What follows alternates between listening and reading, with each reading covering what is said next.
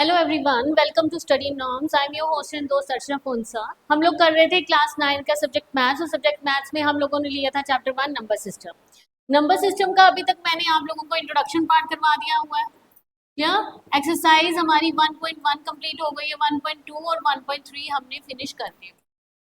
क्या आज हम लोग करने वाले हैं एक्सरसाइज 1.4। आई होप कि आपको पिछली सारी एक्सरसाइजेस समझ आ गई होगी। लेट्स स्टार्ट कि 1.4 में क्या है। फर्स्ट क्वेश्चन देखते हैं इसका।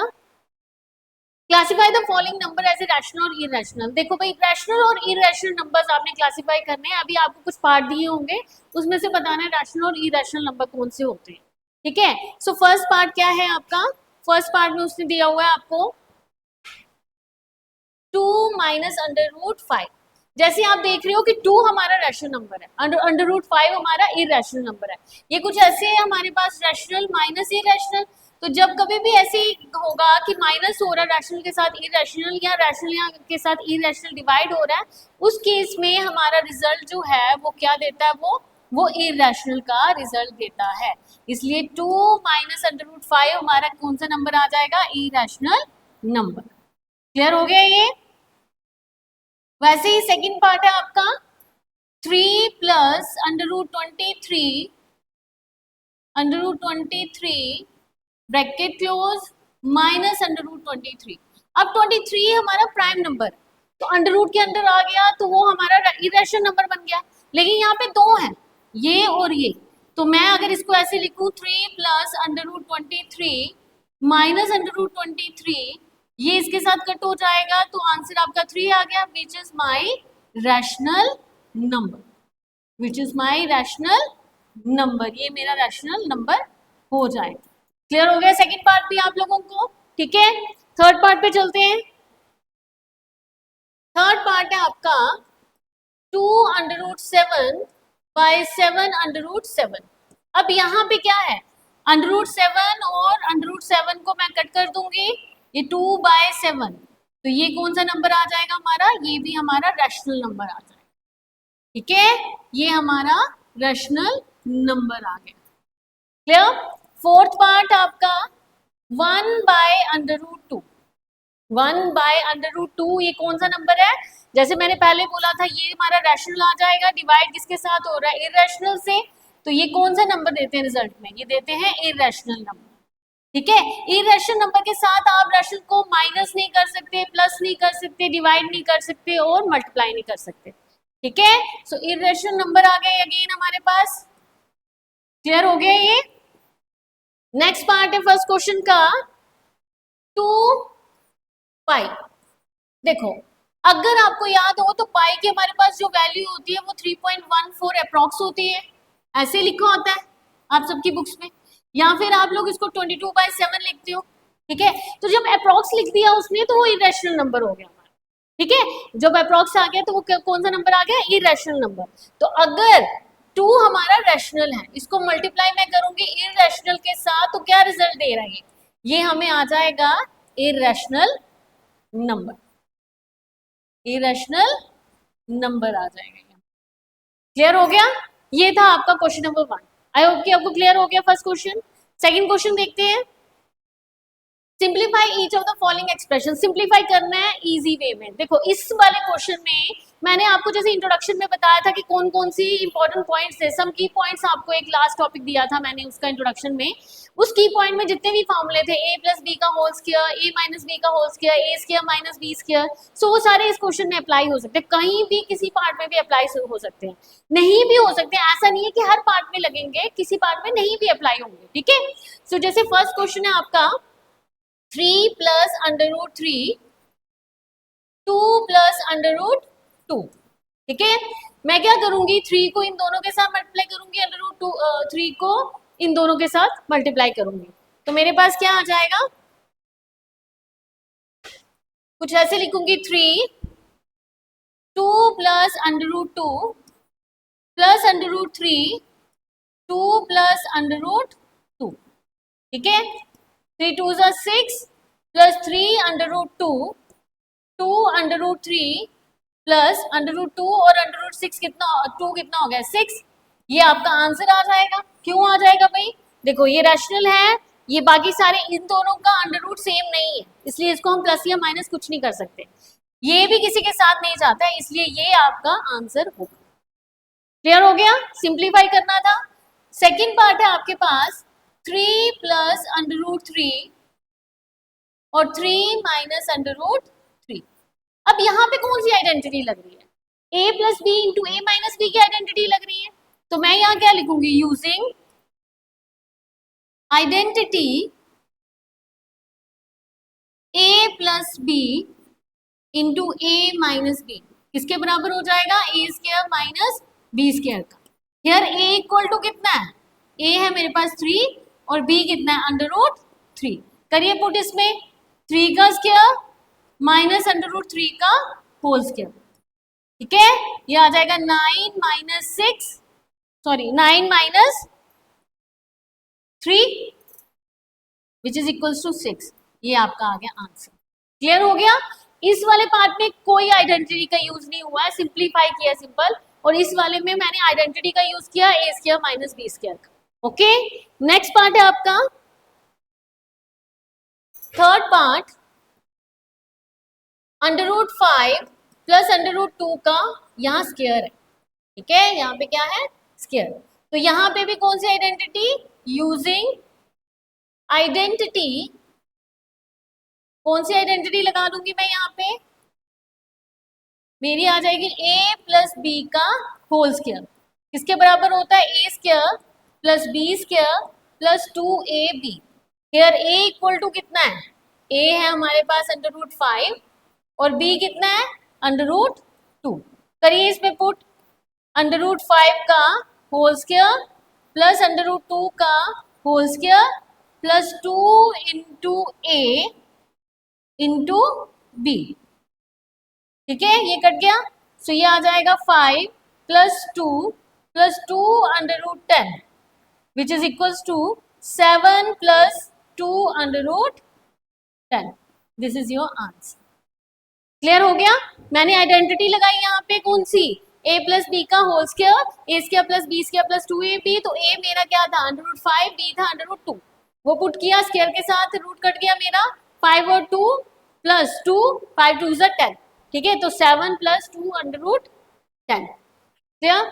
फोर्थ पार्ट है हमारे पास under root 5 plus under root 2 under root 5 minus under root 2। ठीक है, under root 5 plus under root 2 और under root 5 minus under root 2, वही जो पहले वाले पार्ट में लगाई थी आइडेंटिटी। यूजिंग आइडेंटिटी कौन सी? a plus B into A minus B is equals to A square minus B का स्क्वायर। हियर a इक्वल टू कितना है? a है आपका अंडर रूट 5 और b कितना है आपका? Under root 2। ठीक है, अंडर रूट 2। करिए पुट अंडर रूट 5 का whole square minus under root 2 का होल स्क्वायर। ठीक है, ये कितना आएगा? 5 minus 2 which is equals to. तो गाइस ये था आपका सेकंड क्वेश्चन। क्लियर हो गया? आइडेंटिटी थी, पुरानी थी, आपको आती होंगी, वही इसमें पुट करनी है। एक और बात, अगर आप लोग ऑफलाइन बैचेस के लिए यहाँ विजिट करना चाहते हो या फिर आपको मेरे पढ़ाने का तरीका अच्छा लगा है तो जरूर स्टडी नॉर्म से विजिट करिए, जो है opposite science college, canal road, Jammu. ठीक है, इंपॉर्टेंट क्वेश्चन है, थोड़ा सा कंफ्यूजिंग है थर्ड क्वेश्चन। ध्यान से देखना क्या बोल रहा है। Recall pi is defined as the ratio of the circumference C of a circle to its diameter D. कहता अगर मैं बोलूं कि पाई जो है वो रेशियो है किस किस का?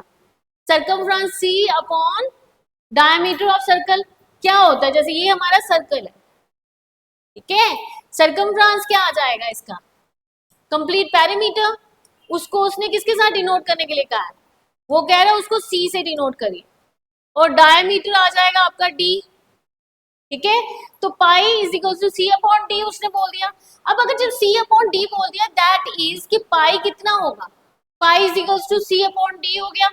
This seem to contradict the fact that pi is irrational. ये जो चीज है, ये जो चीज उसने बोली है, ये इस चीज को, इस फैक्ट को, इस सच्चाई को कॉन्ट्राडिक्ट कर रही है कि पाई की वैल्यू इरेशनल होती है।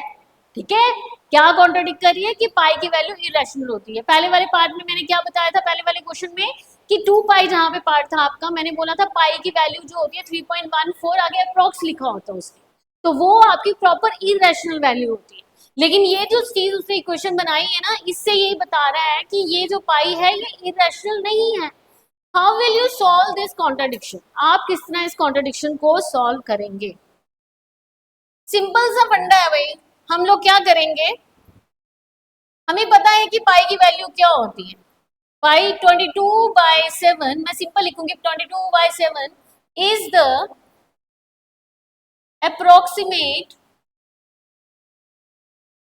approximate value of पाई।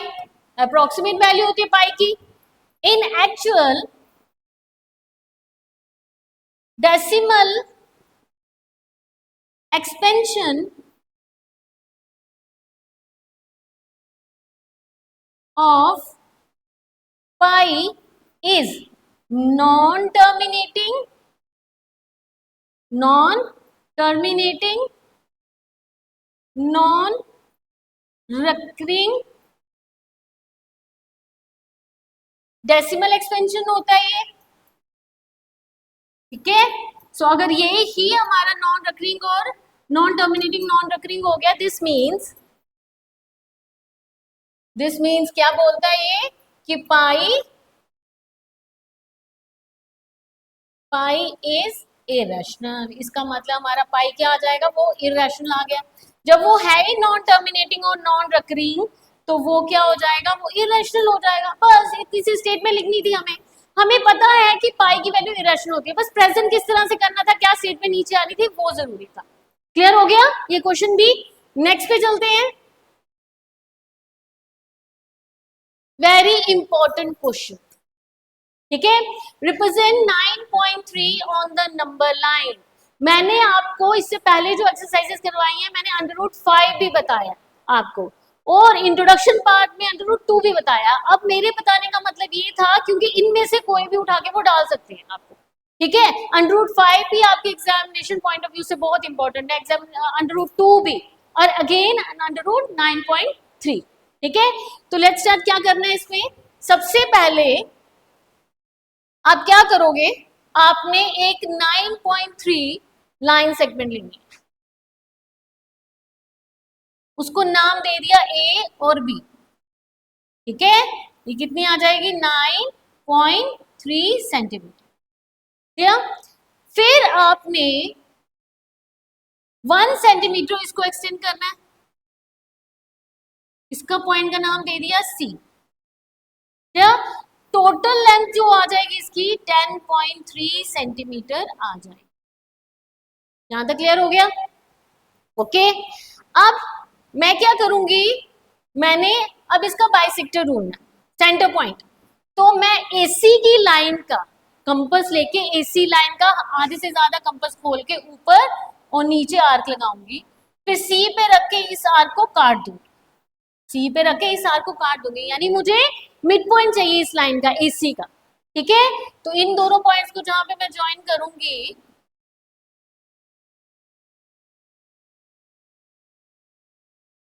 ठीक है, ये मेरा सेंटर पॉइंट आ गया। इस सेंटर पॉइंट का नाम मैं दे दूंगी ओ। सेंटर पॉइंट का नाम मेरा क्या आ जाएगा, ओ। क्लियर हो गया यहां तक?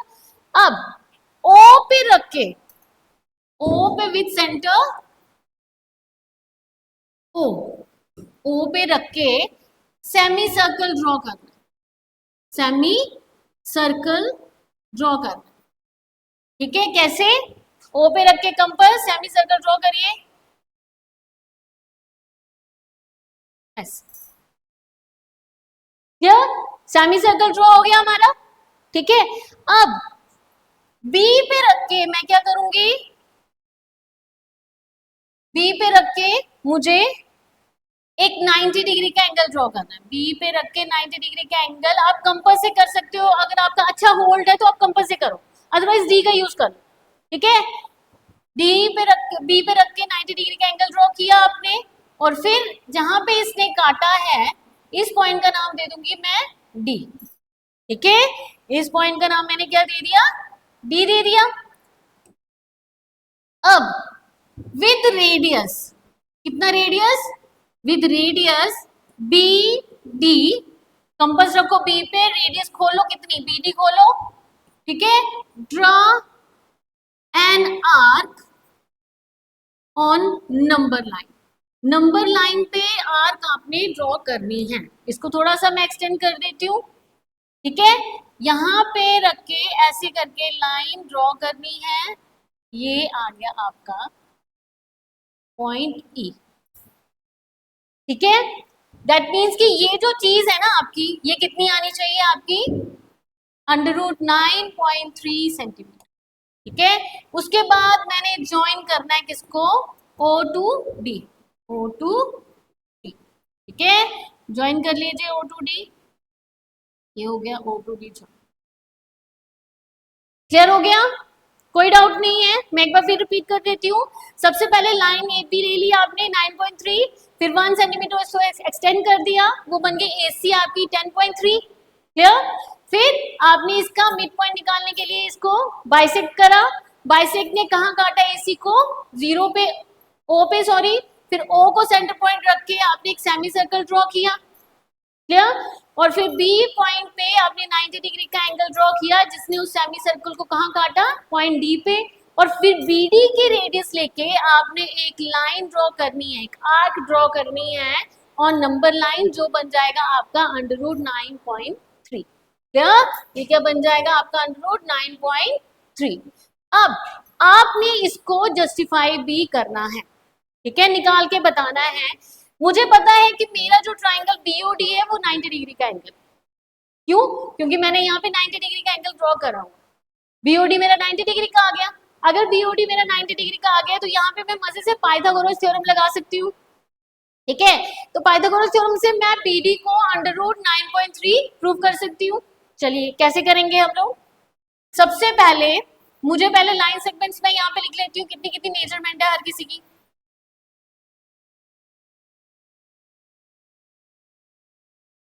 देखो AC कितना है, AC है आपके पास 10.3, उसी तरह से AB है 9.3, ठीक है, और BC कितना है 1 सेंटीमीटर, क्लियर हो गया। अब OA इज इक्वल्स टू किसके बराबर होगा, OD, जितना OA होगा उतना OD होगा उतना OC होगा, ठीक है, किसके बराबर होगा, ये 10.3, ये होगा 10.3/2, ठीक है, उसका हाफ, पूरी लाइन का हाफ है ये सारा, क्योंकि O जो है वो मिड पॉइंट है, ठीक है। अच्छा उसके साथ OB कितना है भाई, OB हमारा कितना आ जाएगा, अगर आप AB की लाइन सेगमेंट देखो तो ये 9.3 जा रही थी, ठीक है, पर 9.3 -1/2 कितना हो जाएगा, ये 8.3/2, ये आ जाएगी OB का आपका, OB का लाइन सेगमेंट, ठीक है। ये मेजरमेंट आपको मैंने यहाँ पे लिख के दे दी, क्लियर हो गया यहाँ तक। अब लिखेंगे हम in triangle OBD by PGT, PGT क्या हुआ, पाइथागोरस थ्योरम, ठीक है। क्या कहती है पाइथागोरस थ्योरम, हमें हमें कहती है कि हमारा भाई हाइपोटेन्यूज का square is equals to P का स्क्वायर प्लस B के स्क्वायर के बराबर होता है। सो हाइपोटेन्यूज क्या है यहाँ पे, ये H आ गया, ये P आ गया और ये B आ गया, यानी OD का square is equals to BD का स्क्वायर प्लस OB के स्क्वायर के बराबर होगा, क्या। अब OD कितना है हमारे पास, अभी निकाला मैंने 10.3/2 का होल स्क्वायर, BD आपको निकालना है, BD का स्क्वायर, ठीक है। OB कितना था 8.3/2 का होल स्क्वायर, क्या, इसको मैं इस तरफ ले आती हूँ, क्या आ जाएगा 10.3/2 का होल स्क्वायर माइनस 8.3/2 का whole square is equals to BD का होल स्क्वायर, ठीक है। यहाँ पे मैं आइडेंटिटी लगा सकती हूँ A square minus B square की, तो क्या आइडेंटिटी आ जाएगी मेरे पास, A square minus B square, A plus B into A minus B is equals to B D का स्क्वायर। क्लियर हो गया? ठीक है, अब करिए माइनस, यहाँ पे सॉरी प्लस करिए 18.6 अपॉन 2, ये आ गया। इसको करेंगे तो ये आ जाएगा 2/2, 10.3 में से 8.3 निकालेंगे तो 2 आ गया, नीचे 2 is equals to B D का स्क्वायर। क्लियर हो गया?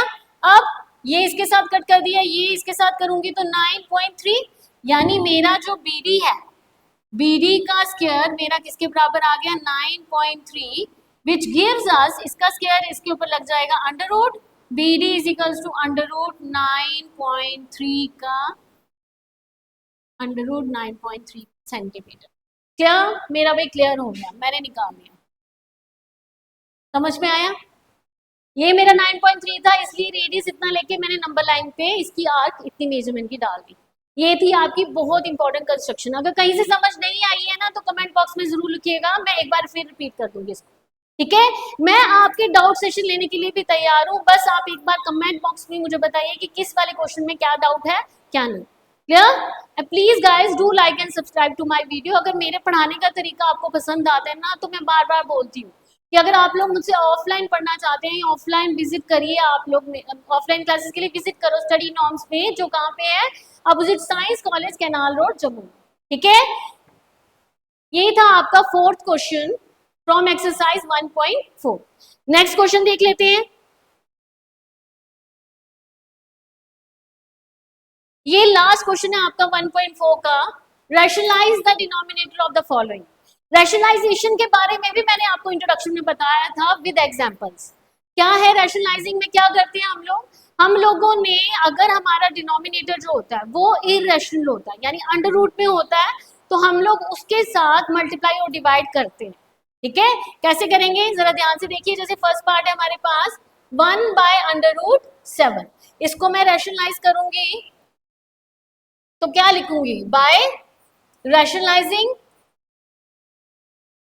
बाय रैशनलाइजिंग, तो ये आ जाएगा आपका 1/√7 इंटू √7/√7। ठीक है, डिनोमिनेटर के साथ मल्टीप्लाई भी किया और डिवाइड भी किया, ये आ जाएगा √7/√7 का होल स्क्वायर, ये इसके साथ कट गया, ये आ गया √7/7। This is your answer. Simply उसने रैशनलाइज करने के लिए कहा था, मैंने कर दिया। रैशनलाइजिंग का मतलब ही यही होता है कि आपने क्या करना है, आपने डिनोमिनेटर के साथ मल्टीप्लाई और डिवाइड कर। नेक्स्ट पार्ट है आपका थोड़ा सा अलग है, ध्यान से देखिएगा। 1/√7 माइनस √6। अब यहाँ पे 1/√7 माइनस √6 बोला उसने, यहां पे भी मैं लिखूंगी बाय रैशनलाइजिंग। अब यहाँ पे एक ट्विस्ट है, क्या ट्विस्ट है कि आपका यहाँ पे दो वैल्यूज आ जाएंगे नीचे। कितनी वैल्यूज है यहाँ पे, दो वैल्यूज है, √7 माइनस √6। इस केस में क्या करते हैं हम लोग, रैशनलाइजिंग में वही मल्टीप्लाई और डिवाइड करेंगे, लेकिन साइन चेंज कर देंगे। मैं कैसे लिखूंगी, मैं लिखूंगी 1/√7 minus √6 into √7 plus √6 upon √7 plus √6, ऐसे लिखेंगे। क्लियर हो गया? ठीक है, करिए मल्टीप्लाई कैसे करेंगे, इसको अगर 1 के साथ किया तो ये एज इट इज ऐसे आ जाएगा √7 प्लस √6। नीचे एक फॉर्मूला बना रहा है, a plus minus B, A plus B किसके बराबर होता है, a का स्क्वायर माइनस बी के स्क्वायर के बराबर होता है। ठीक है, a plus B into A minus B किसके बराबर होता है, हमारा a square minus B square के बराबर होता है। ठीक है, ये स्क्वायर रूट के साथ कट गया। ठीक है, √7 plus √6 upon 7 minus 6 which gives us √7 plus √6 upon 1। This is your answer. Clear हो गया? नेक्स्ट चलते हैं। थर्ड पार्ट है आपका rationalising the denominator of the following. आपने रैशनलाइज करना है डिनोमिनेटर को, यहां पे भी third part 1/√5 plus √2। Again rationalise करिए, by rationalising,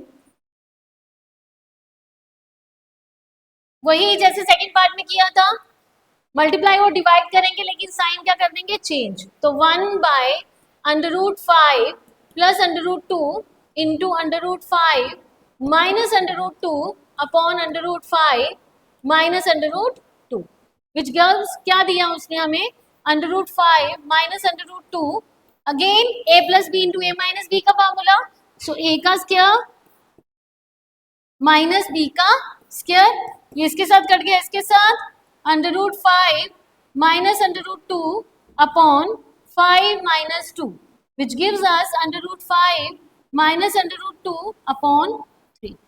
This is your answer. Clear? Next part क्या है आपका, फोर्थ पार्ट में आपको उसने दिया हुआ है 1/√7 माइनस √2 होगा ये, ठीक है, यहाँ पे √2 होगा। सो बाय रैशनलाइजिंग,